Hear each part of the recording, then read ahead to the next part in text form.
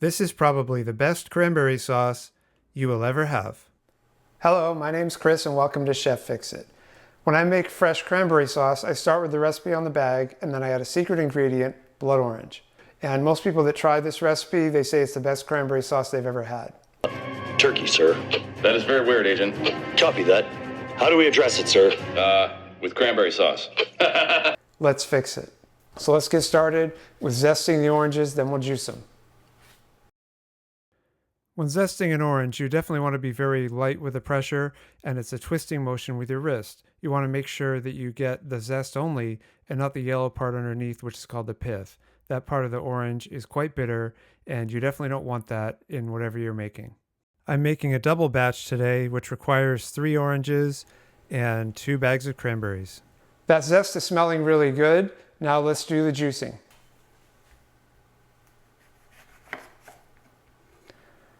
Look at that beautiful color.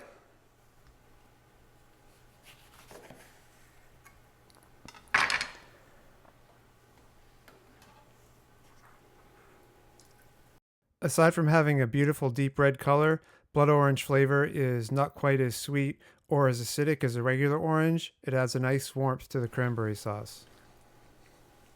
As usual with a citrus recipe, the amount of zest needed and the amount of juice needed aren't the same. So I needed the zest of 3 oranges, but only need the juice for 2. I have an extra orange with no zest, but I'm sure I can find a way to integrate that somehow into the upcoming meal. Blood orange is just so delicious. You can put it in salads, or you can use it in different types of baking or cooking. It's very flexible. Now I'm going to add the sugar and water to the pot to get ready to go on the stove. A single batch of cranberry sauce requires 1 cup of sugar and 1 cup of water.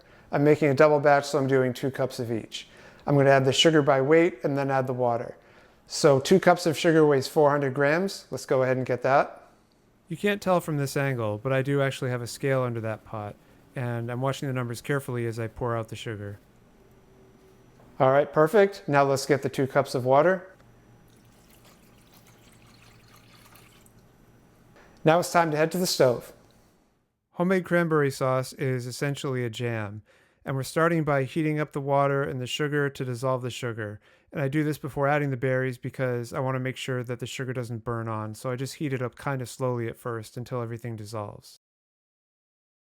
Once the sugar dissolved, I noticed there was a white chunk of something in the bottom of the pan, so I'm just using a spoon to carefully get that out. I'm not sure what it was, honestly, but it was in the sugar.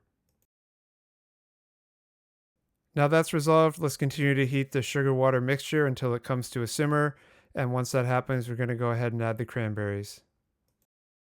To get the cranberries ready, I rinsed them carefully and I went through and found any that were like mushy or extra white as well. The white ones aren't ripe yet, so I just went through and kind of like filtered all those out, and what's left are some beautiful red cranberries, as you can see here.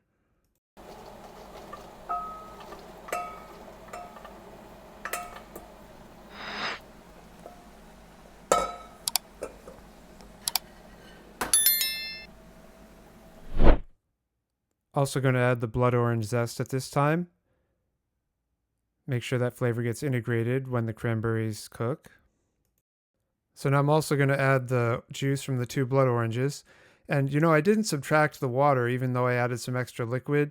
You could do that if you wanted a thicker cranberry sauce, but I kind of like mine this way. So I just add the orange juice to the other liquid and don't subtract out any water.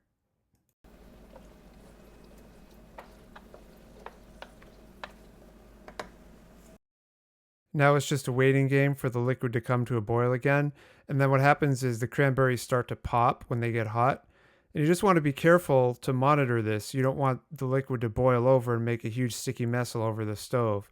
Some people say you should cover the cranberry sauce so when the cranberries pop they don't make a little mess, but I prefer to leave the pan open.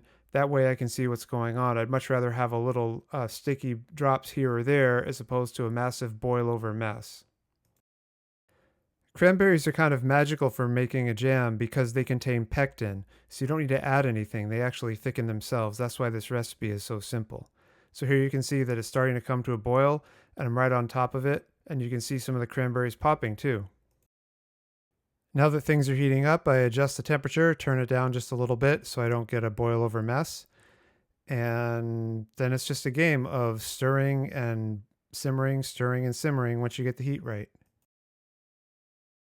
I like my cranberry sauce to be on the chunky side, so what I like to do is take my wooden spoon and just press the cranberries against the side of the pot, and this kind of squishes them, but it doesn't break them down too much.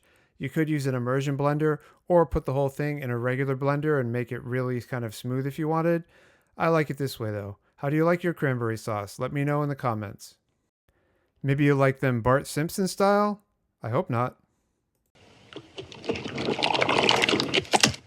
Ah, cranberry sauce a la Bart. I'm not a hater. I know some people do prefer cranberry sauce from a can because that's what they grew up with. But for me, it doesn't really offer anything. It doesn't seem to have a lot of flavor. It doesn't have a lot of texture. This version has a really sharp tartness that I really enjoy. More simmering and more stirring. It's really thickening up nicely now, and I'm just trying to make sure I get all the berries smushed. The thing is, cranberries are super tart, so you want to make sure they're smushed and mixed in with the jam at least a little bit so you don't get a whole cranberry bite that's just going to make you pucker. Okay, that cranberry sauce is looking really good. It's broken down quite a bit. The whole process has taken about 20 minutes of cooking time, I think, starting from cold water, maybe 10 to 15 minutes of simmering time. And yeah, just making sure I mash the berries with a wooden spoon as I go. So one final stir, and then we'll take it off the stove.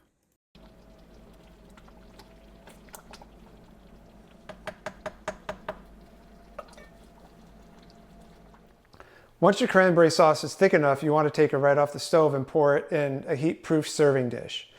I have a Pyrex that's 1.25 quarts and is perfect for a double batch. Little tip, when you go to pour your cranberry sauce, it's really hot and sticky and it likes to splatter quite a bit. So I like to take a spoon and kind of slow down the pour with that to help reduce the amount of mess I'm making.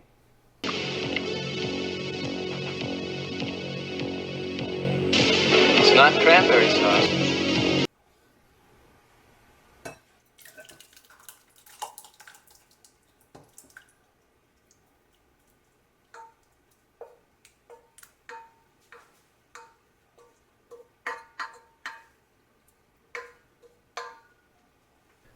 This is normally when I would do a taste test for you, but this is too hot to eat. There might be some residual in the pot I can try.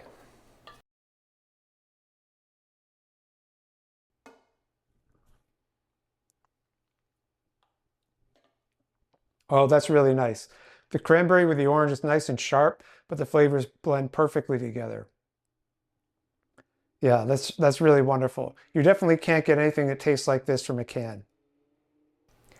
I hope you try this recipe at home. It's super simple and everyone will love it. Thanks for watching.